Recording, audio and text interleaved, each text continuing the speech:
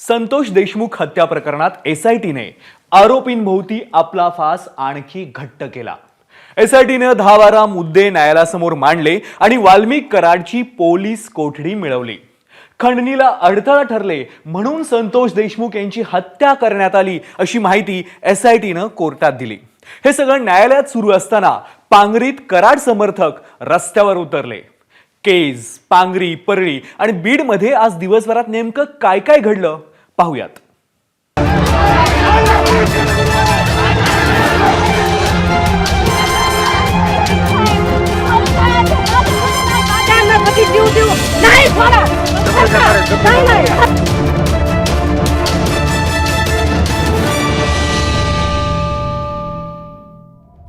सरपंच संतोष देशमुख हत्या प्रकरणी मकोका लावलेल्या वाल्मिक कराडला 7 दिवसांची पोलीस कोठडी सुनावण्यात आली आणि त्याच्या समर्थकांनी आक्रमक पवित्रा घेत राडा घालायला सुरुवात केली।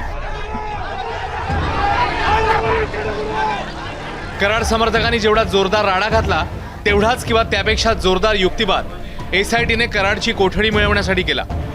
सुरक्षेच्या कारणास्तव केजऐवजी बीड न्यायालयात सुनावणी पार पडली। कोर्टामध्ये नेमका काय युक्तिवाद झालाय एक नजर टाकूया। 9 डिसेंबर रोजी हत्या झाली त्या दिवशी दुपारी 3:20 ते 3:30 दरम्यान 10 मिनिटात सुदर्शन घुले, विष्णू चाटे आणि वाल्मिक कराड यांचं फोनवरून संभाषण झालं। या तिघांमध्ये त्या दिवशी नेमकं काय बोलणं झालं याचा तपास करायचा आहे। संतोष देशमुख यांच्या अपहरणाची वेळ आणि या तिघांच्या फोनवरील संभाषणाची वेळ मिळती जुळती आहे। वाल्मिक कराडवर याआधी दाखल झालेल्या गुन्ह्यांची लिस्ट कोर्टामध्ये सादर केली। इतर आरोपींविरोधात दाखल गुन्ह्यांची माहिती सादर केली। मकोका का लावला याचा संदर्भ देण्यात आला।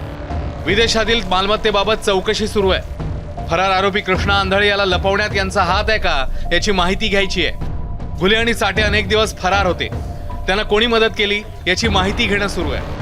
वाल्मिक कराडने हत्येच्या दिवशी संतोष देशमुखांना धमकी दिल्याचा एसआयटीचा दावा आहे। खंडणीला अडथळा ठरले म्हणून संतोष देशमुख यांची हत्या करण्यात आली अशी माहितीही एसआयटीने कोर्टात दिली आहे। यावर आरोपीच्या वकिलांनी जोरदार प्रतिवाद केलाय। कुठल्याही आरोपीने वाल्मिक कराडचं नाव घेतलं नाही। वाल्मिक कराड विरोधात कुठलाही ठोस पुरावा नाही। वाल्मिक कराडवर हत्येचा गुन्हा लागू शकत नाही। वाल्मिक कराडची अटक बेकायदेशीर आहे। न्यायाधीशांनीही तपास अधिकाऱ्यांना काही प्रश्न विचारले आहेत। हत्येच्या गुन्ह्यात अटक करताना आरोपीचा सहभाग आहे का याची खात्री केली होती का? केवळ फोन केला म्हणून तुम्ही 302 आणि मकोका अंतर्गत कारवाई करताय का? सगळ्या सुनावणीनंतर कोर्टात वाल्मिक कराडला 22 जानेवारीपर्यंत पोलीस कोठडी सुनावली आहे। सरकारी वकील म्हणून उज्ज्वल निकम यांची नियुक्ती कधी होणार असा सवाल देशमुख कुटुंबियांनी विचारलाय।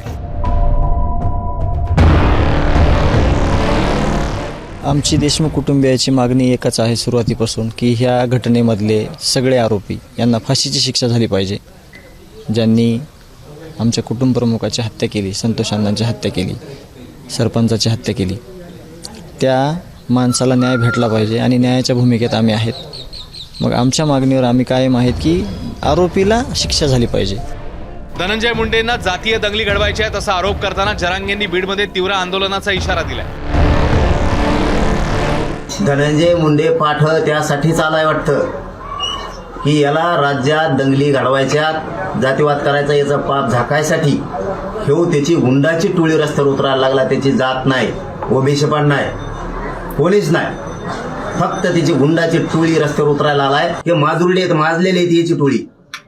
मग यांचा माज उतरायला आम्हाला बी टाइम लागणार नाही। ही जर कोर्टा मान्य न्यायालयापुढे जाऊन जर धिंगाणा करणार असली, तिथं गोंधळ करणार असली आणि परत वरून हे पोलिसांना बोलतायत की पोलिसांनी दादागिरी करू नये आमच्यावर, नसता आम्ही सहन करणार नाहीत, ही भाषा आहे का मुंड्याच्या त्या टोळीची? आता लावलेली संचारबंदी 144 लागू केल्यानं कुठं गेलं? त्या आरोपीला 7 कस काय देऊ शकते? आरोपीला हे 7 देऊ कस काय शकते? त्याच्यामुळे यांना सुट्टी नाही। वाल्मिक कराडवर मकोका लावल्यापासून परळीमध्ये अघोषित बंद आहे। कालपासून आमच्याकडं जमावबंदीचा आदेश लागू आहे।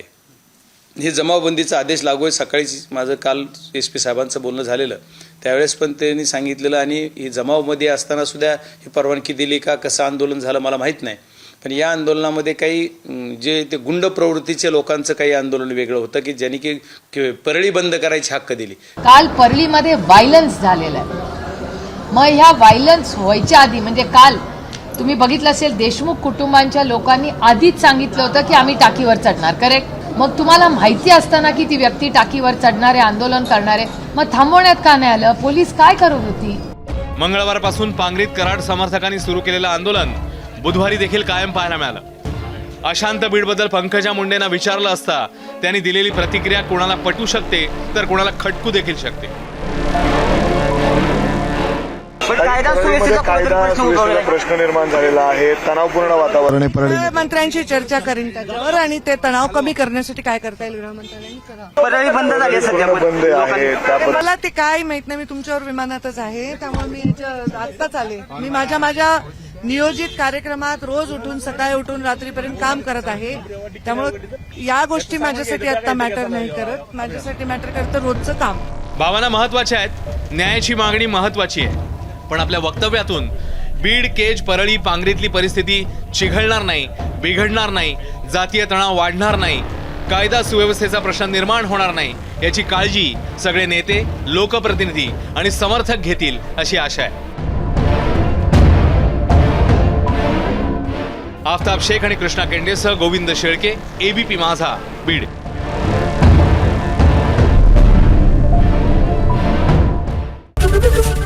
एबीपी माझा, उघडा डोळे बघा नीट.